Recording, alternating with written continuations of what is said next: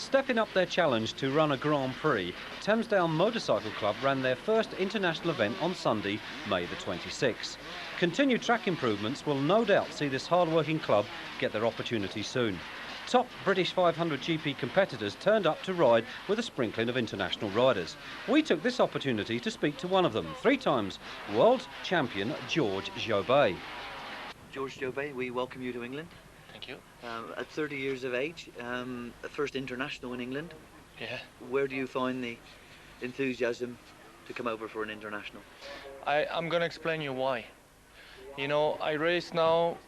It's my 13 years that I'm racing the World Championship. Until now, I was always practicing by how I feel, you know. And I was 3 times world champion, but 4 times second. And 4 times it's a lot. It means when you finish second, it's same work as you finish first. But I finished second because I had some injuries and I had some problem with the bike, like in '86. But I mean by that now I'm working with Eric Gabous and on his team. And I feel now my motivation back, because I'm working so hard on the side of physical condition. I'm not practicing at all with the bike. You can ask the mechanics. I don't practice so much with the bike, but every day I go running, I bicycling, and I'm swimming. I'm practicing with the triathlon team of Eric Gabous, and that makes my motivation. And I think I won't stop this year. Still 1 more year after. And this is good to hear. We have no complaints at all. This is very good for us. No, I think it's a new motivation that I find by riding with Eric Gabous' team. And he has a very professional team, like the trainer, the doctors, and the mechanics, and the whole team is really professional. And I'm very motivated to go, you know, to go 1 more year at least. And the bikes this year, they are going good now? Very good, very good. When I will be as good as the bike, then I'm going to be world champion. Well, that's pleased to hear. You have on the front mudguard Claude Jobet, and this is your brother's transport company. Yeah. And am I right in thinking that father's company is an earth moving, or? No, my father's company it's now my brother's company. And in the end of last year, end of '90, it was planning for me, I stop or I continue, but with a real professional team. And I want to see Eric when he said that he's going to build a privateer team. And I asked him if I had a chance to race in that team, and he said yes, of course.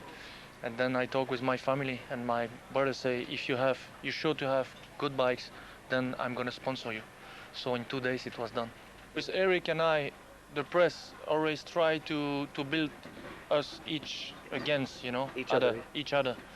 And the Belgian press, the Flemish part and the French part, they always try to, you know, to have fight between Eric and I, but we never had really big fight between us. So, and now we have really good, you know, how do you say, friendship? Friendship, yes. Yeah. In Switzerland, we noticed Eric spending a lot of time with you, and it was good to see. Yeah, it was good for me and good for him. You know, it was a good time because at that time I was ready for the race. I think ready to win.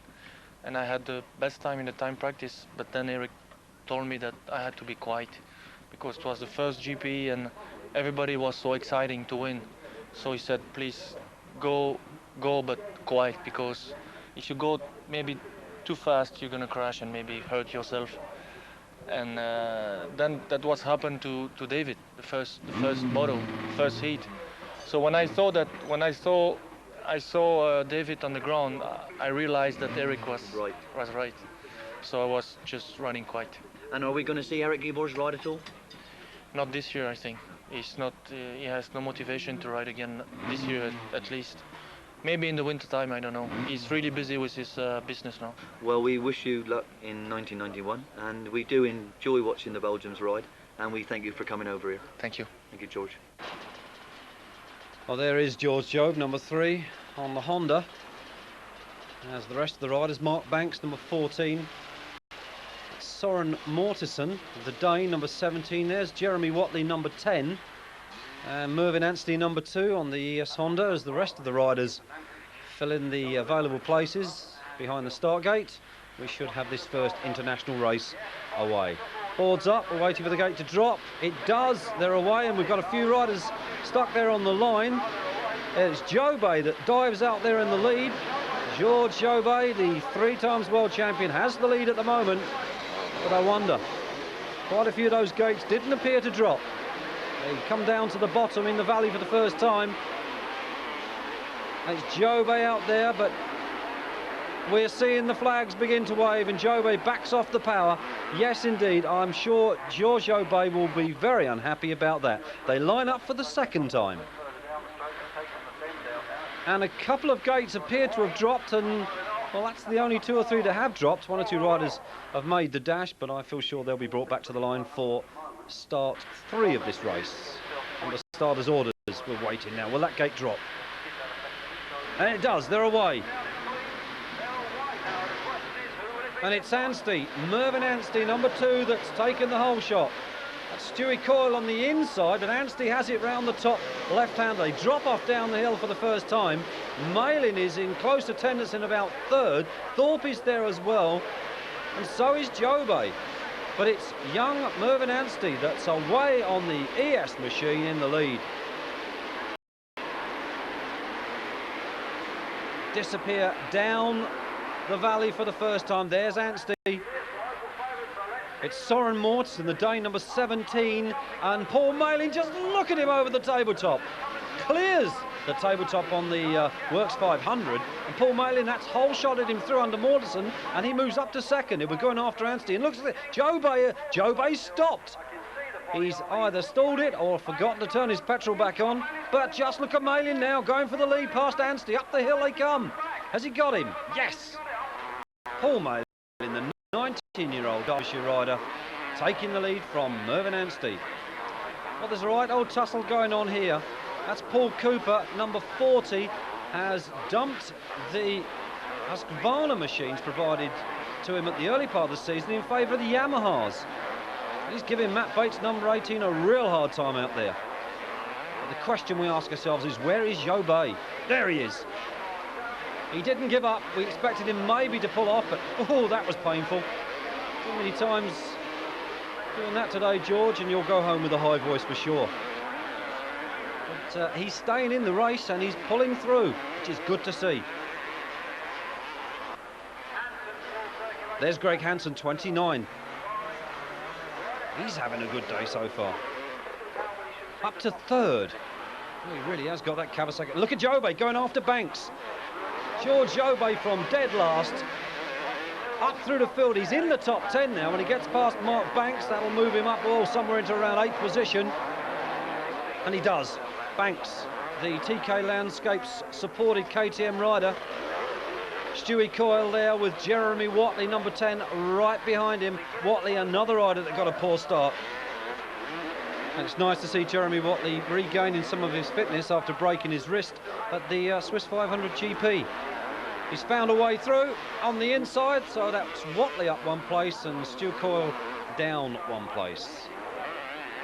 Well, Georges Jobé here with Danny Smith, 33, and Jobé on the 500. Just look at the power up the hill. That's the difference between the 2 CCs of machine. But Jobé through, moving up into 7th position.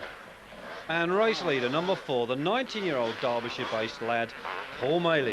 And really, isn't it nice to see, after his double GP win in France, he's improved stamina, and his relaxed style certainly suits that 500 Kawasaki, which is now riding so well. And there's no doubt whatsoever a successful future is assured for this youngster, because after all, we really do need some young blood in the 500 motocross scene. But Malin, a champion, certainly. Just look at him off the downhill, waves to the crowd. That's the confidence of a future world champion, and there's no doubt in my mind that that's where Malin's going, up over the top towards the checkered flag. He waves again to the crowd, and he picks up the win in race 1. The Danes, Soren Mortensen, number 17, comes home safely in 2nd position, and the first continental rider to do so, in front of 3rd place man 29 Greg Hansen. There's David Thorpe, number 5, in 4th. And there's a real ding-donger going up the hill at the moment between Watley and Coyle. It could be either of them across the line. It could be Watley or the Kawasaki or Coyle's Honda. Who's it going to be? It's Watley, then it's Coyle, and Jobey here comes in 7th place. Well, certainly it was Paul Malin's day. 3 straight wins. Fair dues to George Jobey from the back up to 7th in that race, and he didn't finish in race 2, but had a reasonable result in race 3. But it's Mark Banks over the hill there in 6th overall position on the TK Landscapes KTM. Number 17, the first of the international riders, the Dane Søren Mortensen, finished 5th. Action Workshop Kawasaki mounted Jeremy Watley came in 4th overall at the end of the day. And Team Kawasaki rider number 5, David Thorpe, rode consistently for 3rd overall. And Greg Hansen delivered the goods yet again for 2nd overall. But certainly the day belongs to this rider, Paul Malin.